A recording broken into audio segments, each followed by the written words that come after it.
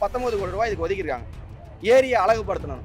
மக்கள் வாழ்வாதாரத்தை பார்ப்பீங்களா, ஏரியை அழகுபடுத்த போறீங்களா? இந்த இருக்கிற மக்களை, ஏழை மக்களை துரத்தி விட்டுட்டு பேர்ட்ஸ் வளர்க்குறதுக்கும் அதுக்கும் இதுக்கும் இங்கே வந்து இந்த பட்டாம்பூச்சி வளர்க்குறது இது நாங்க எங்க போறது? நாங்க எங்க போக முடியும்? நாங்க எங்களுடைய பகுதியை வந்து நீர்பிடிப்புல இருந்து கிளாரிஃபிகேஷன் மாத்திட்டாங்க. இது வரைக்கும் நாங்கள் எங்கேயும் இடம் கிட்ட வாங்கலை. எல்லா பணத்தையும் இதில் தான் போட்டு நாங்கள் வீடு கட்டியிருக்கிறோம். நாங்க 3 தலைமுறையா இருக்கிறோம்மா. 40 வருஷத்துக்கு மேல நாங்க இருக்கோம். அதுக்கு முன்னாடி எங்க ஆளுங்க இருந்தாங்க. இப்போ வந்து எங்களை எடுன்னா நாங்க எங்க போறது?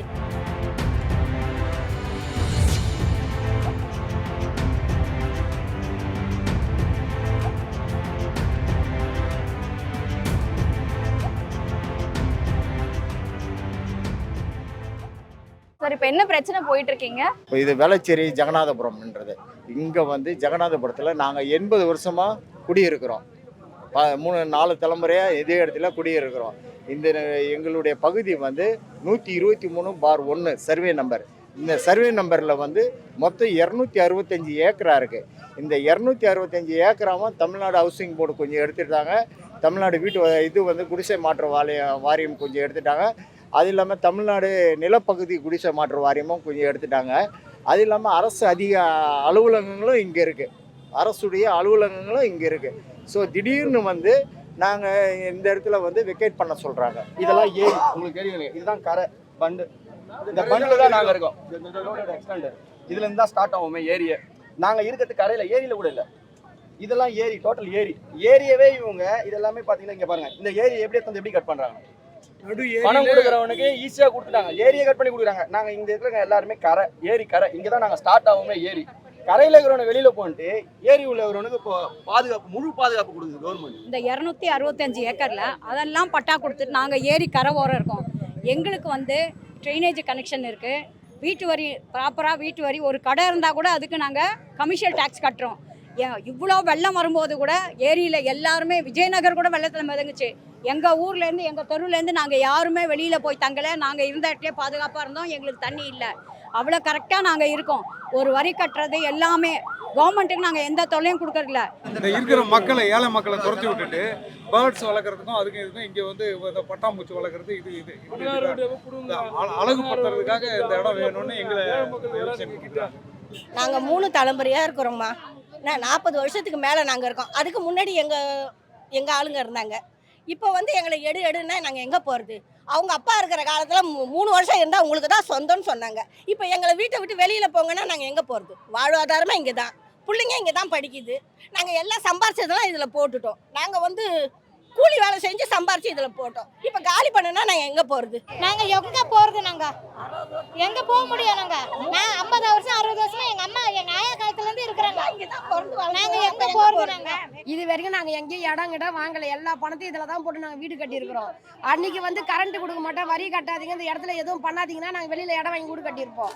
எந்த தகவலும் கொடுக்காது. இப்போ வீடு வாசலை கட்டி இங்கேயே குடும்பம் பண்ணிட்டு போய் வீட்டை காலி பண்ணால் நாங்கள் எங்கே போக முடியும்?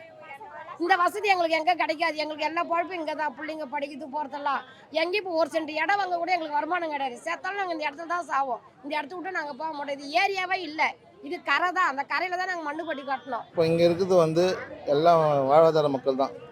எல்லாம் யாரும் வந்து ஹை கிளாஸ்லாம் கிடையாது. எல்லாம் அது வந்து கூலி வேலைக்கு போகிறவங்க, ஆட்டோ ஓட்டுறவங்க, பால் போடுறவங்க, பூ கட்டி விற்கிறவங்க தான். அது மாதிரி கூலி சாகரமாக சேர்த்து அதுவங்க வீடு கட்டி விற்கிறோம். இப்போ வந்து நாங்கள் இந்த இடத்த எடுக்க போகிறோன்றாங்க. இவங்க எடுத்து எங்களுக்கு பெரும்பாக்கம் கொடுக்க போகிறோன்னா எங்களுக்கு பெரும்பாக்கம் வீடு தேவை கிடையாது. ஏன்னா நாங்கள் வந்து எல்லாம் குழந்தைங்களை வச்சுன்னு இருக்கோம். எல்லாம் பக்கத்தில் ஸ்கூல் படிக்குதுங்க, எல்லாம் படிக்குதுங்க. எல்லாம் இங்கே தான். எங்கள் வாழ்வாதாரமே இங்கே தான். ஒரு ஹாஸ்பிட்டல்னா கூட பக்கத்தில் போயிடுவோம். அந்த ஊரில் அதெல்லாம் கிடையாது. குழந்தைகளுமே நாங்கள் வச்சு நாங்கள் இருக்கவும் முடியாது. 55 வயசு ஆகுது. இங்கே வந்து தான் பிறந்து வளர்ந்தேன் நான். எங்கள் தாத்தா வந்து எங்கள் அம்மாவுக்கு இடம் கொடுத்தாரு. எங்கள் அம்மா வந்து எனக்கு கொடுத்தாங்க. நாங்கள் இத்தனை வருஷமாக இங்கே தான் இருக்கோம். திடீர்னு வந்து எடுக்க சொன்னால் நாங்கள் எங்கம்மா போவோம்? எல்லாம் குழந்தைங்க எங்கள் எல்லாமே இங்கே தான் படிக்குதுங்க. எல்லாம் வாழ்வாதாரமே எங்களுக்கு இங்கே தான் இருக்குது. வேறு எங்கே போனால் எங்கே போகிறோமா? நாங்களாம் திடீர்னு வந்து எழுதுறாங்க, ரேஷன் கார்டு கொடுங்க, ஆதார் கார்டு கொடுன்றாங்க. நாங்கள் கொடுக்க மாட்டோம்னா போலீஸ் நிறைய போலீஸ் வந்து இறக்கிறாங்க. நாங்கள் இப்போ இந்த ஊராக இருந்ததுன்னா எங்கள் குழந்தைங்கள அக்கம் பக்கத்தில் விட்டு போகிறோம். அந்த இடத்துல நாங்கள் விட்டு போக முடியாது. அதுவும் அந்த இடத்துல போய் எப்படிமா நாங்கள் இத்தனை வருஷம், நானே இத்தனை வருஷம் பிறந்து வந்து இங்கே வந்துட்டேன். எதுவுமே எப்படிமா போயிருப்போம்? ஒரு ஹாஸ்பிட்டல்னா கூட எங்களுக்கு பக்கத்தில் இருக்கு. எல்லாமே இங்கே ஒரு இதுனா கூட நாங்கள் குழந்தைக்கு போவோம். அங்கேருந்து நாங்கள் வர முடியாது. இந்த ஏரியா எடுக்கிறவங்க எதுக்குமா தண்ணிலாம் நிற்காதுமா, இது மாதிரி தரம் போட்டு கொடுத்துறாங்க. அப்போ கவர்மெண்ட் நல்லா இருக்குதுமா போட்டு கொடுத்துறாங்க. திடீர் உங்களுக்கு தேவை, நாங்கள் வந்து போட்டு விட போகிறோம், உங்களுக்கு கவர்மெண்ட்டுக்கு தேவைன்னா எங்களை நீங்கள் எடுக்க சொல்கிறீங்க. மக்களுக்கு போட்டு விட போறேன்றாங்க. மக்கள் எல்லாம் சொல்லி நீ போட்டு விட்டு என்ன பண்ண போற? மக்களே காலி. அப்போ எங்கள் வயிற்றுல கொட்டிக்கின்னு நீ வந்து பெரிய பெரிய கட்சி பெரிய பெரிய அதிகாரிகளுக்கு போட்டு விட போற. அதுக்கு இந்த இடம் பார்க்கு நிறுத்தணும், வண்டி வேணுன்ட்டு நீ பார்க் மாடி வேலை மாறிக்கணும். அப்போ எங்களை மக்களை போக சொல்லுவீங்க நீங்கள்? அதுக்கு தான் கவர்மெண்ட்டா? மக்களுக்கு தான் கவர்மெண்ட்டு. அதுதான் நீங்கள் வயிற்றுல அடிக்கிறதுக்கு கவர்மெண்ட் கிடையாது. சொல்லுங்க. 265 ஏக்கரும் நான் முன்னாடி சொன்ன மாதிரி தமிழ்நாடு குடிசை மாற்று வாரியம், தமிழ்நாடு வீட்டு வசதி வாரியம், தமிழ்நாடு வாழ்விட மேம்பாடு வாரியம் நடப்பாதையில் இருக்கிறவங்களுக்கும் வீடு கொடுத்துருக்குறாங்க. அதே சர்வே நம்பரில் தான் நாங்களும் இருக்கிறோம். 80 வருஷமாக இருக்கிறோம். இந்த சர்வே நம்பரில் நாங்கள் பல முறை வந்து நாங்கள் அரசு கவனத்துக்கு கொண்டு போயிருக்கிறோம். ஸோ எங்களுக்கு வந்து பக்கத்துலேயே எங்களுக்கு திட்டப்பகுதி தமிழ்நாடு வாழ்விட மேம்பாட்டு துறையில் நிலப்பகுதியில் வீடு கொடுத்துருக்காங்க. ஸோ அதே இடத்துல நாங்கள் எங்களுடைய இடத்துக்கு அந்த திட்டப்பகுதியில் என்ன கொடுத்தீங்களோ அதே திட்டத்தை எங்களுக்கு செயல்படுத்துங்கன்றதை நாங்கள் கிட்டத்தட்ட ஒரு 25 வருஷமாக பண்ணிகிட்டு இருக்கோம். ஸோ இந்த இதில் வந்து திடீர்னுட்டு இவங்க வந்து இப்போ எல்லாத்தையும் வெக்கேட் பண்ணிடணும் கிட்டத்தட்ட 2500 குடும்பங்கள் இருக்கு. அப்ப இந்த 2500 குடும்பங்களுக்கு வேற ஏதாவது இடம் கொடுக்கறாங்களா? வேற எங்கேயோ அரசு எங்க குறிப்பிட்டு இருக்கிறாங்கன்னு தெரியல. ஸோ அந்த இடத்துல போனாங்கன்னா இங்கே வந்து ஃபஸ்ட்டு ஜென்ரேஷன் தான் இங்கே இருக்கிறவங்க அத்தனை பேருமே முதல் பட்டதாரி தான் இங்கே இருக்கிறவங்க. இவங்க இதுக்கு அடுத்தது வந்து அவங்க ஃபேமிலியை ரன் பண்ணி எல்லாமே பண்ணணும். ஸோ இவங்களை எடுத்துகிட்டு போய் வேறு எங்கன்னா போட்டாங்கன்னா அந்த படிப்பு மனிதனுக்கு முதுகெலும் படிப்பு தான், அந்த படிப்பை வந்து செதறிடும்.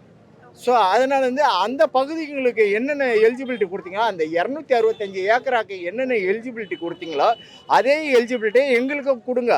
அதே நேரத்தில் 2004 மாஸ்டர் பிளானில் சிஎம்டிஏ திட்டப்பகுதியில் வந்து இதெல்லாம் வந்து எங்களுடைய பகுதியை வந்து நீர்பிடிப்பிலிருந்து கிளாரிஃபிகேஷன் மாற்றிட்டு இதெல்லாம் வந்து வீடு குடியிருப்பு பகுதியாக பண்ணிட்டாங்க.